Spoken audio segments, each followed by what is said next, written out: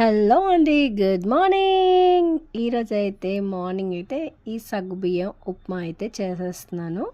ముందుగా అయితే 2 గంటల ముందు అయితే ఈ సగ్గుబియ్యాన్ని ఇలా నానబెట్టుకున్నాను. ఇలా మెత్తగా అయితే అయ్యాయి. దీనికి ఈజీ అంటే చాలా ఈజీగా మూడండి. టమాటా, ఆనియన్స్, మిర్చి సరిపోతుంది. కరివేపాకు అదేంటి 3 అన్నది 4 చెప్తుంది అనుకున్నారా? కరివేపాకు మర్చిపోయాను. ఈ 4 పల్లీలు కూడా ఉన్నాయి ఇందులో. ఈ పల్లీలను అయితే పచ్చి పల్లీలే అండి, వేయించుకోనే అవసరం లేదు. అది మీ ఇష్టం, వేయించుకునే వాళ్ళు వేయించుకోండి. నేనైతే పచ్చివే ఇలా వేసేస్తున్నాను.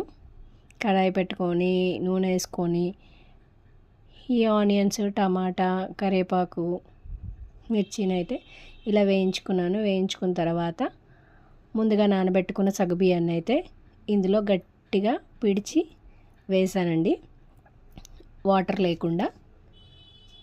ఇలా వేసిన తర్వాత ఇందులో పసుపు, ఉప్పు, కారం వేసి మనం ముందుగా రెడీ చేసుకున్న పల్లీల పౌడర్ని ఇందులో వేసేస్తాను.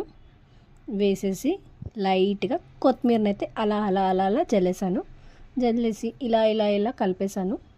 కలిపేసి ఒక్క 10 మినిట్స్ మీరు వెయిట్ చేశారంటే గుమగుమలాడే టేస్టీ సగ్గుబియ్యం ఉప్మా అయితే రెడీ.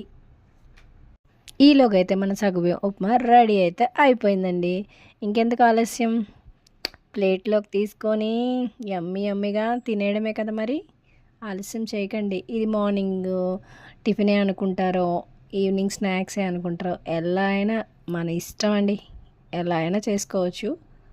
సో నేనైతే మార్నింగ్ అయితే టిఫిన్కి అయితే చేసేసాను. ఇలా గార్నిష్ కూడా రెడీ చేసుకోవాలి కదా. నేనైతే గార్నిష్ రెడీ చేసుకుంటున్నాను. మన గార్నిష్ కూడా రెడీ అయిపోయింది. నచ్చితే లైక్ చేయండి, షేర్ చేయండి, సబ్స్క్రైబ్ చేయండి, కామెంట్ కూడా చేయండి.